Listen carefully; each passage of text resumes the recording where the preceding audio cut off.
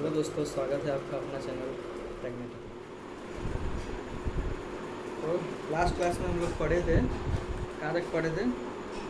Under root d by alpha minus beta equals to under root d by mod. यहाँ तक पढ़ चुके हम लोग लास्ट क्लास में। अब नेक्स्ट हम लोग देखेंगे formation of quadratic equation. Formation of quadratic equation में हमको इस बार क्या है, पहले क्या था कि हमको इक्वेशन पता था, इसका हम दो रूट अल्फ़ा और बीटा निकालते थे। अब क्या होगा, हमको अल्फ़ा बीटा पता होगा तो हम उसका क्या निकालेंगे, इक्वेशन निकालेंगे। क्या निकालेंगे? इक्वेशन निकालेंगे। इक्वेशन निकालने का तरीका क्या होगा, मान लो तुमको अल्फ़ा पता है 2 है और बीटा पता है 3। ठीक, एक तो तरीका ये होता है कि तुमको अगर सीधे अल्फ़ा और बीटा दे दिया, अल्फ़ा और बीटा अलग अलग दे दिया, तो क्या करेंगे, हम लिखेंगे x minus alpha into x minus beta. ये होगा क्या, quadratic equation, x minus alpha into x minus beta. अब इसको हम क्या करेंगे, एक्सपेंड करेंगे, तो क्या लिखेंगे, एक्स स्क्वायर लिखेंगे माइनस बीटा इंटू एक्स, इसका इससे गुना होगा, फिर इसका इससे गुना होगा, फिर इसका इससे गुना होगा, फिर इसका इससे गुना होगा। तो अल्फा एक्स का एक्स से गुना होगा तो क्या हो गया, एक्स स्क्वायर। एक्स का बीटा से गुना हो गया तो माइनस बीटा एक्स, उसके बाद minus alpha x, minus minus plus alpha into beta हुआ। फिर इसको हम क्या लिख सकते हैं, x square minus x common ले सकते हैं, एक्स कॉमन लेंगे तो क्या बचेगा, beta plus alpha plus alpha into beta. इसी चीज़ को हम ऐसे भी लिख सकते हैं, x square into alpha plus beta into x plus alpha into लिख सकते हैं। तो यहाँ से हम एक चीज़ देख पा रहे हैं कि ये जो है और ये जो है अल्फ़ा प्लस बीटा जो है, ये एक्चुअली क्या है, सम ऑफ रूट्स है कि नहीं। और अल्फ़ा इंटू बीटा क्या है, प्रोडक्ट ऑफ रूट्स। प्रोडक्ट का मतलब होता है मल्टीप्लिकेशन, मतलब गुना। समझ में आया? तो इसी चीज़ को हम ऐसे भी कह सकते हैं कि फॉर्मेशन ऑफ रूट में क्या होता है, इस चीज़ को हम कैसे कह सकते हैं कि फॉर्मेशन ऑफ रूट में क्या होता है कि अगर हमको सम ऑफ रूट पता हो, अल्फ़ा प्लस बीटा पता हो और अल्फ़ा इंटू बीटा पता हो, तो हम क्या कर सकते हैं, इक्वेशन को लिख सकते हैं। कैसे लिखेंगे, x square minus sum of root into x plus product of roots. होगा कि नहीं होगा? अगर हमको डायरेक्ट सम ऑफ रूट दे दे और डायरेक्ट प्रोडक्ट ऑफ रूट दे दे तो हम इक्वेशन लिख सकते हैं कि नहीं लिख सकते? लिख सकते हैं। तो ये हो गया, क्या हो गया, formation of equation, quadratic equation. तो क्वाड्रेटिक इक्वेशन फॉर्मेशन के लिए अगर तुमको अल्फ़ा प्लस बीटा पता चल जाए और अल्फ़ा इंटू बीटा पता चल जाए, या अल्फ़ा और बीटा अलग अलग पता चल जाए, तो हम क्या कर लेंगे, इक्वेशन को लिख लेंगे। समझ में आया? तो इसमें जो टॉपिक था हमारा फॉर्मेशन ऑफ क्वाड्रेटिक इक्वेशन, वो ख़त्म हो जाता है। ठीक है, अब क्या है, अब हम लोग को पढ़ना है क्या, अगला टॉपिक, नेचर ऑफ रूट्स। देखो, नेचर ऑफ रूट्स जो होता है वो कुछ नहीं है, इसमें क्या हम लोग पढ़ते हैं कि रूट का नेचर कैसा है। रूट मतलब क्या, शून्य, एक्स की वो वैल्यू जिस पे फंक्शन क्या हो जाए, जीरो हो जाए। एक्स की वो वैल्यू जिस पे फंक्शन क्या हो जाए, जीरो हो जाए। फंक्शन कौन सा होगा इसमें, पी एक्स। फंक्शन मतलब पॉलिनोमियल। हम लोग फंक्शन चैप्टर अभी नहीं पढ़े हैं, तो इसलिए फंक्शन को तुम लोग पॉलिनोमियल समझो। एक्स की वो वैल्यू जिस पे पॉलिनोमियल पूरा क्या हो जाएगा, जीरो हो जाएगा, उसको उसका क्या बोलेंगे, रूट बोलेंगे। अब यहाँ पे हम लोग फॉर्मेशन ऑफ क्वाड्रेटिक इक्वेशन देख लिए हैं, रूट कैसे निकालते हैं वो देख लिए हैं।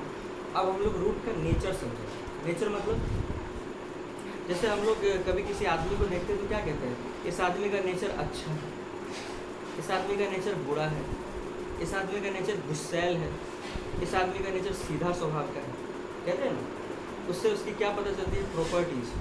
ऐसे ही रूट के बारे में हम लोग देखेंगे, क्या इसका रूट रियल होगा, क्या इसका रूट पॉजिटिव होगा, क्या इसका रूट नेगेटिव होगा, क्या इसका रूट इमेजनरी होगा, क्या इसका रूट होगा कि नहीं होगा। अब जो हम लोग पढ़ेंगे वो क्या पढ़ेंगे, nature of root. Nature of root मतलब रूट का प्रॉपर्टी। नेचर ऑफ रूट जो है वो किस पे डिपेंड करेगा, नंबर वो करेगा डिस्क्रिमिनेंट पे। एक जगह हम डी बोले थे,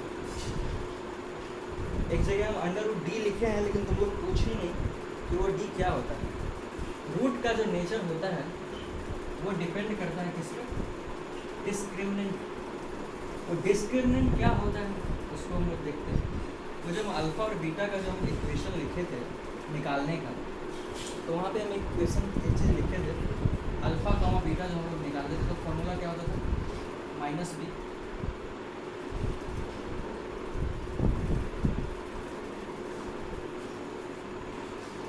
माइनस बी।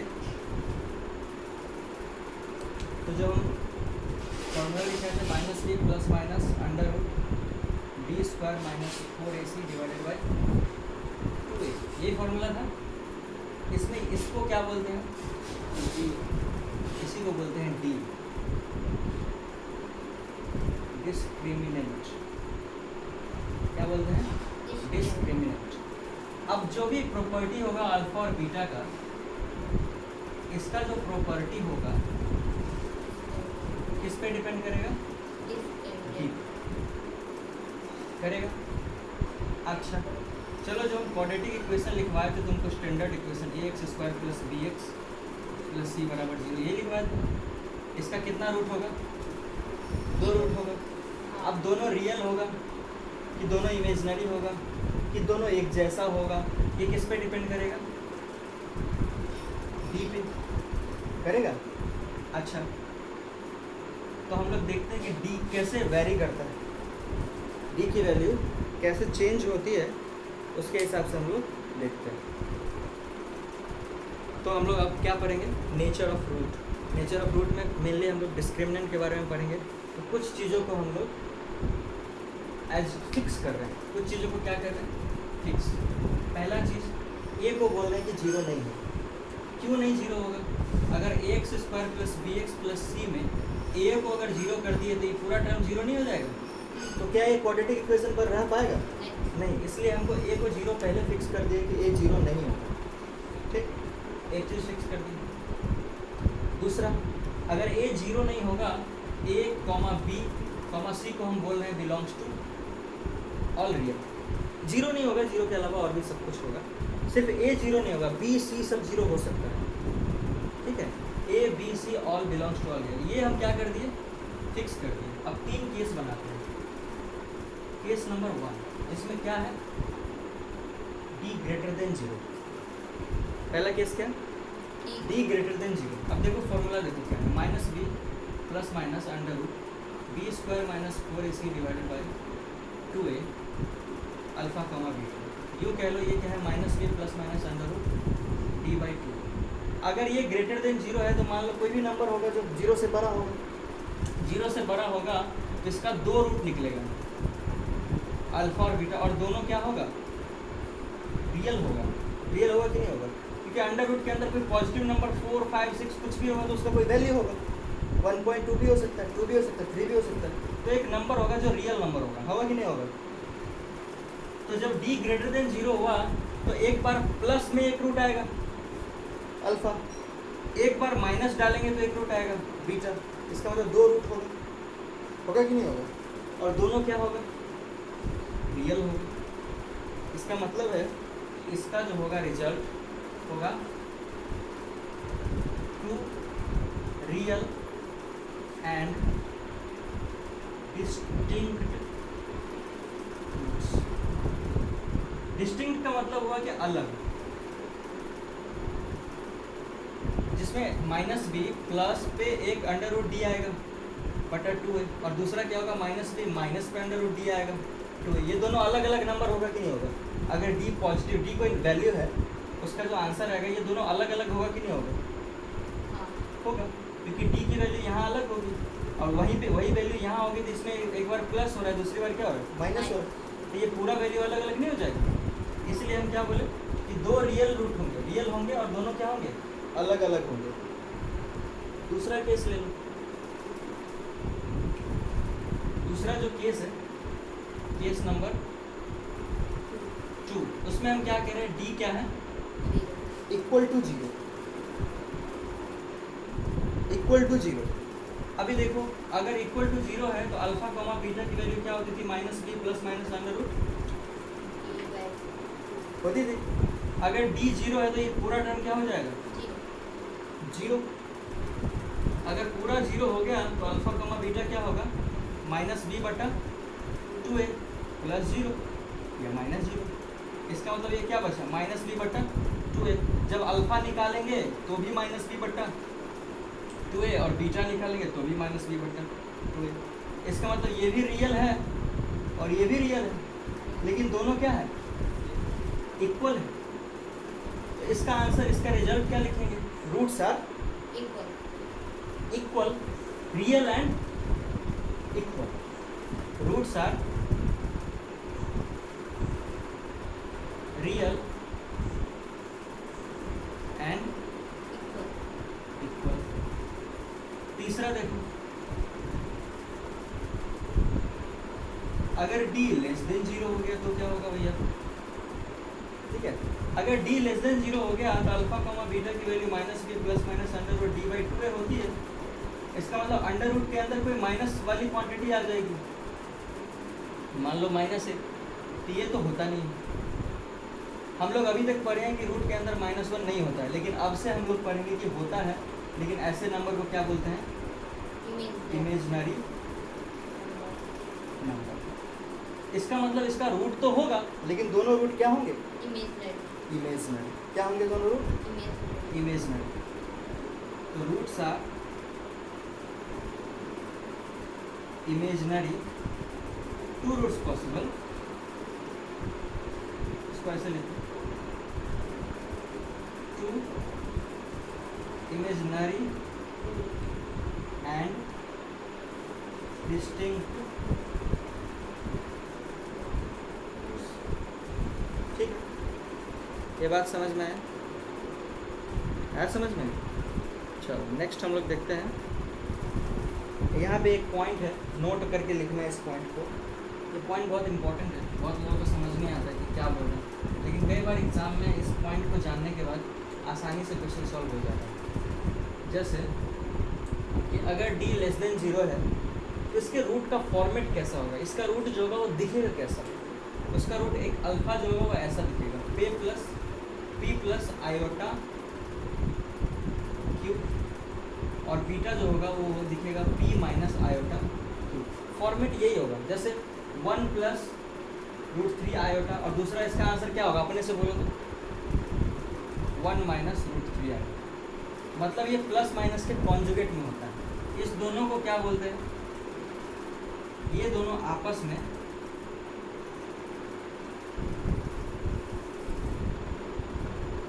कॉन्जुगेट पेयर है। कॉन्जुगेट पेयर का मतलब होता है कि अगर एक है 1 माइनस √3 आयोटा तो दूसरा क्या होगा? 1 प्लस √3 आयोटा।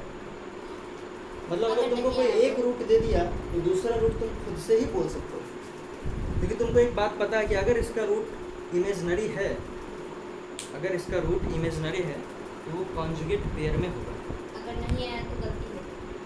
आएगा ही आएगा, नहीं आएगा तो नहीं आने का सवाल ही नहीं उठता। और अगर नहीं आया तो इसका मतलब तुम्हारा गलती है। गलत। ठीक है, अब देखो, अगर d के अंदर जो वैल्यू आया है, मान लो √d जो है वो मान लो रैशनल नंबर है, मतलब √5, √7, √10, तो भी उसका आंसर जो होगा वो कॉन्जुगेट पेयर में ही आएगा। क्योंकि प्लस करो तो √5 को तुम 1 से ऐड नहीं कर सकते, और √5 को हम दूसरे नंबर से सब्सट्रैक्ट भी नहीं कर सकते। ठीक है, तो अंडर रूट के अंदर अगर कोई परफेक्ट स्क्वायर चीज़ नहीं आया, कोई रैशनल नंबर आ गया, root under 5, root under 3, root under 7, ऐसा कोई नंबर आ गया, तो वो भी क्या होगा, वो भी कॉन्जुगेट पेयर में इसका आंसर होगा। जैसे देख लो, मान लो ऐसा तुम्हारा अल्फा आ गया 1 प्लस रूट 3, तो बीटा क्या होगा, वो कि नहीं होगा, 1 प्लस रूट 3/2 ले लो, यहाँ पे भी 2 ले लो, देखो तो ये हो गया 1/2 प्लस रूट 3/2, ये हो जाएगा 1/2 माइनस रूट 3/2। देखो ये कॉन्जुगेट पेयर में है कि नहीं,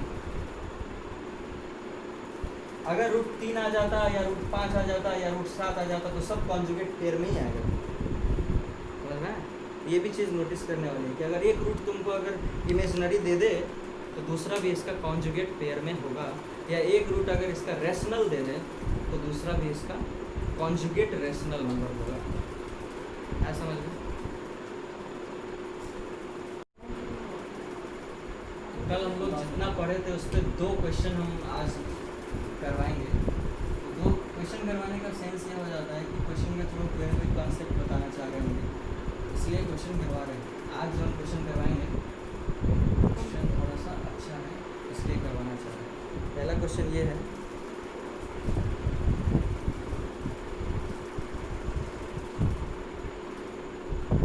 form quadratic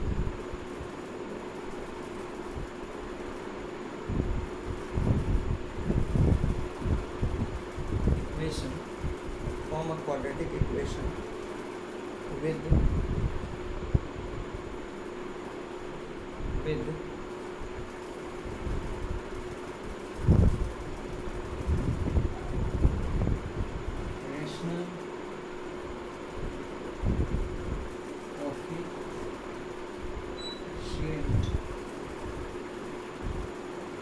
rational coefficient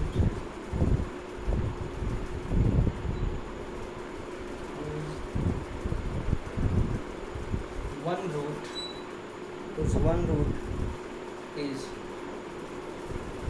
cos 36 cos 36 degree का मान कितना होता है वो भी लिख देते हैं। cos 36 डिग्री जो होता है वो याद कर लो, कई बार काम आता है, वो होता है √5 + 1/6 नहीं 4। अब तुमको मान लो अल्फा की वैल्यू पता है, cos 36 डिग्री है, या √5 + 1/4 है, तो तुमको बीटा की वैल्यू बतानी है। चलो सॉल्व करो फटाफट। कितने लोगों ने इसका आंसर निकाल लिया है? बहुत सारे लोग जो बहुत इंटेलिजेंट है, तो इसका आंसर क्या निकाले होंगे? इसका आंसर निकाले होंगे √5 - 1/4। वाह, वेरी गुड। ये आंसर जो है उसका आंसर सही है, ऐसा लोगों को लगता है, लेकिन ये आंसर जो लोग क्या है, गलत है। तो जो चमन लोग हैं दुनिया में वो इसको क्या बोलते हैं, इसका आंसर ये बोलते हैं। लेकिन मैं कह रहा हूँ कि मैंने ये बताया था कि -b ± √d/2a, अगर ये नंबर कोई इरेशनल नंबर है, तो जैसे मान लो कि कोई आंसर तुम्हारा है p + √q, तो दूसरा क्या होगा p - √q। तो जो अंडर रूट के साथ वाला नंबर होगा उसके साथ माइनस लगेगा कि तुम इसमें माइनस लगा दोगे? इसमें तो नहीं लगाओगे p में। इसमें देखो, इसमें p क्या है 1 और q क्या है 5, ये है q। तो जो इसका अल्फा है उसको पहले ऐसे लिखना पड़ेगा 1 + √5/4, तो इसका बीटा क्या होगा 1 - ये सही, क्योंकि जो इरेशनल नंबर है उसके साथ साइन का चेंज होगा। वहाँ पे भी जो आयोटा लगा होगा जिसके साथ, उसके साथ माइनस और उसके साथ प्लस होगा, ना कि तुम जो नंबर 4 या 2 है 4 है उसके साथ तुम नंबर साइन चेंज कर दो। ये बात समझ में आई? तो ये क्वेश्चन करवाने का पर्पस समझ में आया। ये क्वेश्चन एक बार जेईई मेंस में पूछा जा चुका है क्वेश्चन। है क्वेश्चन 2 कौड़ी का, लेकिन ज़्यादातर लोग इस क्वेश्चन का आंसर क्या करते हैं, गलत निकालते हैं और क्या कर बैठते हैं। देखो एग्ज़ाम में जो क्वेश्चन पूछे जाते हैं वो बहुत मुश्किल क्वेश्चन नहीं पूछे जाते, कंसेप्चुअल पूछे जाते हैं। बहुत छोटा सा कंसेप्ट तुम यूज करोगे और तुम्हारे क्वेश्चन का आंसर सही है। इम्पॉर्टेंट क्या है, चीज़ों को पढ़ो कैसे। जैसे हम ऑनलाइन क्लास लेते हैं, तुम सारा वीडियो देखो, वीडियो देखने के बाद उसका प्रॉपर नोट बनाओ। कई बार क्या होता है कि हम बहुत पहले क्वेश्चन को लिख देते हैं और जल्दी जल्दी क्वेश्चन को या थ्योरी को लिख देते हैं और बहुत जल्दी मिटा देते हैं। तो ऐसा नहीं है कि उसको हम लिखेंगे नहीं, वीडियो को पॉज करो। यूट्यूब पे डालने का पर्पस यही है कि तुम पॉज करके या डाउनलोड करके 1 बार नहीं 2 बार नहीं 5 बार देख सकते हो। अगर ये ऑफलाइन क्लास चलती है तो तुम 5 बार हमको नहीं पूछ सकते। ऐसा तो है नहीं कि हम बताते नहीं, बताते, लेकिन तुमको पूछने में क्या होती है, हेजिटेशन होती है। तो ऑनलाइन क्लास का ये एक अपना बेनिफिट है, एक लॉस भी है। ऑनलाइन क्लासेस जो होती हैं वो ज़्यादा देर तक विजुअल्स दिमाग में नहीं रहती, वो ज़्यादा देर तक दिमाग में नहीं रहती। तो इसके लिए क्या करना चाहिए, तो नोट्स बनाओ और नोट्स को क्या करो, बार बार पढ़ो। कैसे पढ़ते हैं, आज थोड़ा सा एक सीक्वेंस बता दें तुम लोगों को पढ़ने का, क्योंकि बहुत ज़रूरी है। नॉर्मली कोई बताता नहीं है, लेकिन हम बता दे रहे हैं। ह्यूमन मेमोरी जो होता है वो कैसे वर्क करता है, वो देखो। किसी का भी मेमोरी होता है वो कैसे काम करते हैं। जैसे हम कोई चीज़ पढ़ें, मान लो एग्जाम्पल लेते हैं, हम लोग वोवेल पढ़ते हैं, कॉन्सोनेंट या ये पढ़ते हैं A B C D E F G H I J K L M N O P Q R S T U V W X Y Z।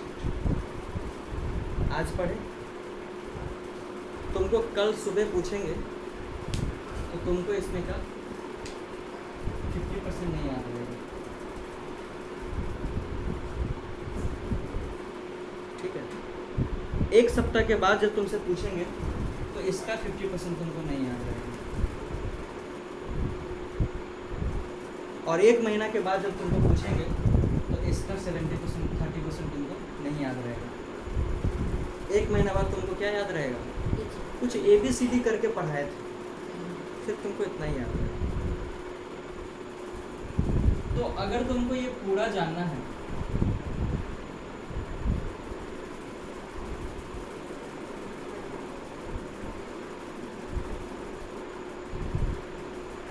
इसका क्या तरीका होगा, आज तुम पढ़ो डे 1 पे, उसके बाद पढ़ो तुम डे 2 पे, उसके बाद तुम पढ़ो डे 8 पे, उसके बाद तुम पढ़ो, ये तुमको जिंदगी के साथ भी और जिंदगी के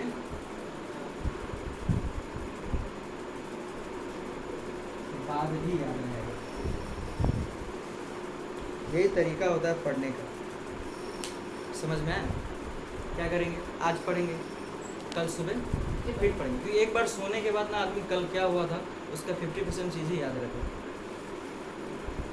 कल सुबह फिर पढ़ेंगे, उसके बाद 7 दिन बाद पढ़ेंगे, उसके बाद क्या कब पढ़ेंगे, 30 दिन बाद, वो तुमको हमेशा के लिए याद हो जाएगा।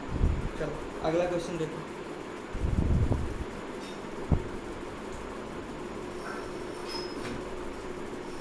अगला क्वेश्चन देखो, अगला क्वेश्चन है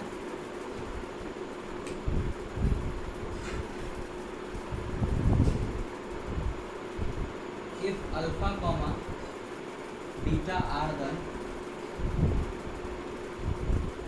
roots of the equation x square minus 2x plus 5 equal to 0, then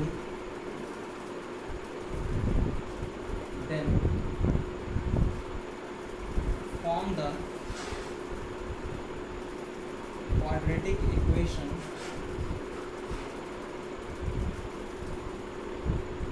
whose roots are alpha cube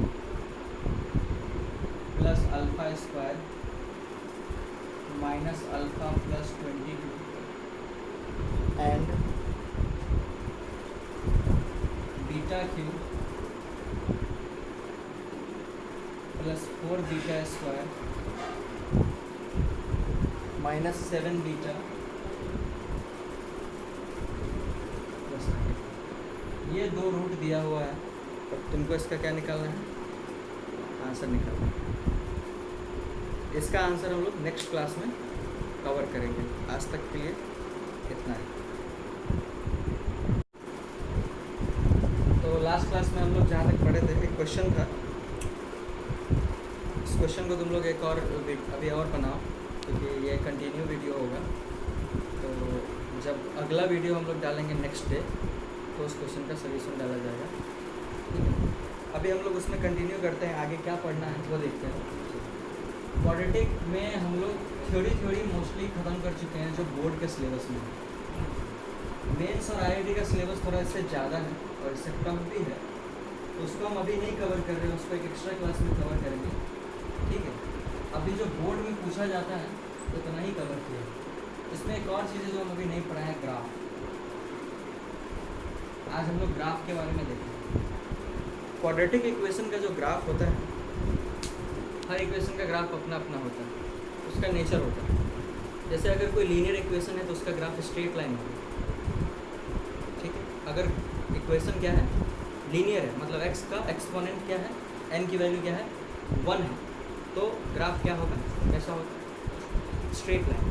अगर x की वैल्यू x स्क्वायर है, n की वैल्यू 2 है, तो उसका ग्राफ कैसा होगा, पैराबोला। क्या होगा, पैराबोला।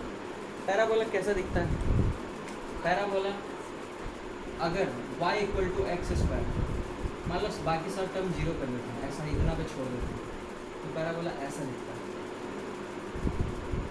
पैराबोला कैसा और हो सकता है, ऐसा भी हो सकता है, पैराबोला ऐसा भी हो सकता है, पैराबोला ऐसा भी हो सकता है, पैराबोला ऐसा भी हो सकता है, पैराबोला ऐसा भी हो सकता है, पैराबोला ऐसा हो सकता है। ये सारे पैराबोला के इक्वेशंस हैं, सब चीज़ पे वैरी करेंगे। ये जो है हम इसका बताएं, मतलब अलग अलग इक्वेशन होगा, लेकिन सबका एक्स स्क्वायर का पावर क्या होगा, एक्स का पावर क्या होगा, स्क्वायर होगा, जिसमें ग्राफ ऐसे यानी तो ऐसे आएगा।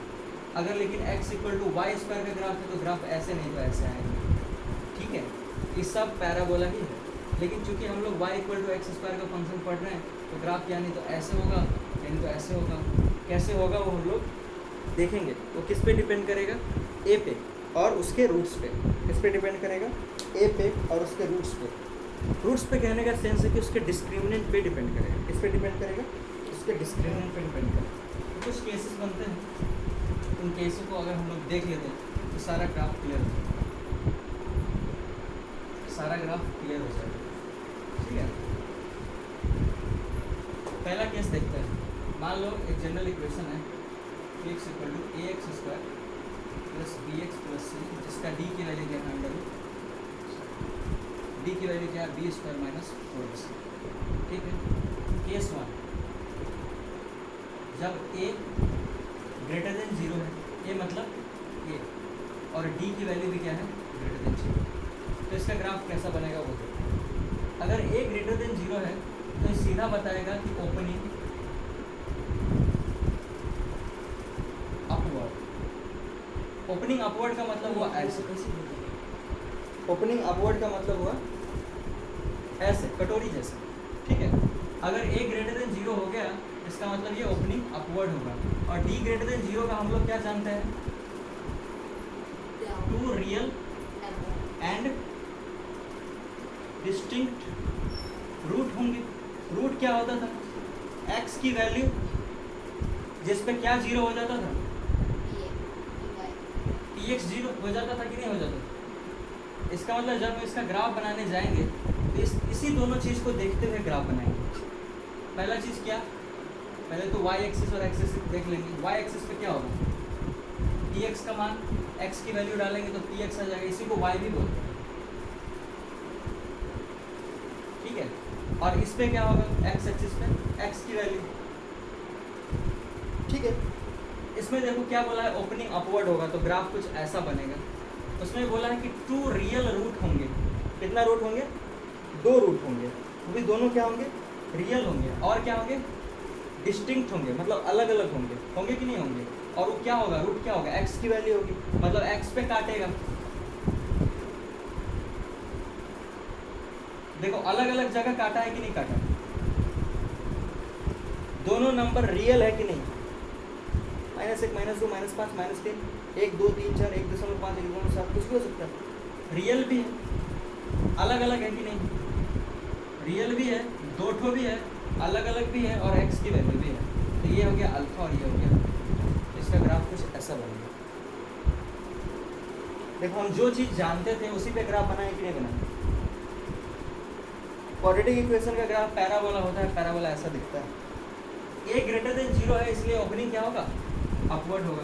d ग्रेटर देन 0 होगा, इसके लिए इसके 2 रूट होंगे, दोनों रूट क्या होंगे? अलग अलग होंगे, और दोनों रियल होंगे और डिस्टिंक्ट होंगे। तो ग्राफ ऐसा बनेगा।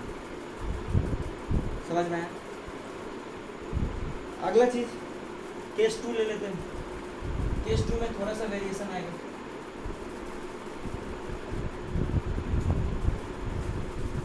केस 2 में थोड़ा सा वेरिएशन आएगा। इसलिए ये एक्स डी को ग्रेटर देन 0 नहीं करके इक्वल टू 0 कर देते हैं। ठीक है, डी अभी ग्रेटर देन 0 रहने दो, ए को लेस देन 0 कर देते हैं। अभी क्या हो जाएगा? Opening downward. यही ग्राफ ऐसा हो जाएगा, यहाँ पे अल्फा और यहाँ पे बीटा। बाकी सब चीज़ें वही रहेंगी। इसके भी 2 रियल एंड डिस्टिंक्ट रूट होंगे कि नहीं होंगे? क्योंकि डी ग्रेटर देन 0 है। समझ में आया? ध्यान दो इधर, ये समझ में आ गया? तो ग्राफ इसका कैसा होगा? ऐसा होगा। केस 1 में, केस 2 था। दूसरा केस देखो, इसमें थोड़ा सा वेरिएशन कर देते हैं। इसमें इस बार क्या करते हैं? ए को ग्रेटर देन 0 ही रहने देते हैं, और डी को क्या कर देते हैं? Equal to 0। जब भी डी को इक्वल टू 0 करेंगे, ए ग्रेटर देन 0 है तो इसका मतलब हो गया ए ओपनिंग अपवर्ड, और डी इक्वल टू 0 है मतलब क्या हो गया कि 2 roots but equal. D equal to 0 पे क्या होगा? 2 रूट होंगे बट दोनों क्या होंगे? इक्वल होंगे। तो इसका ग्राफ कैसा बनेगा?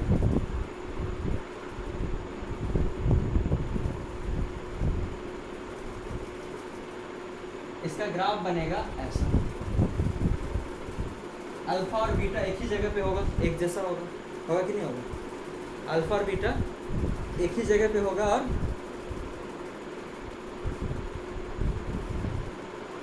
अल्फा और बीटा एक ही जगह पे होगा और एक जैसा होगा। अल्फा और बीटा एक ही जगह पे होगा, एक जैसा होगा। मतलब अल्फा इक्वल टू क्या हो जाएगा? सेम रूट हो जाएगा, दोनों एक जैसे होंगे। और इसका ग्राफ ऐसा होगा। अब देखो इसमें थोड़ा सा वेरिएशन आता है। डी लेस देन 0 कर देते हैं। अगर डी लेस देन 0 हो गया तो 2 रूट होंगे बट इमेजिनरी होंगे, और क्या होंगे?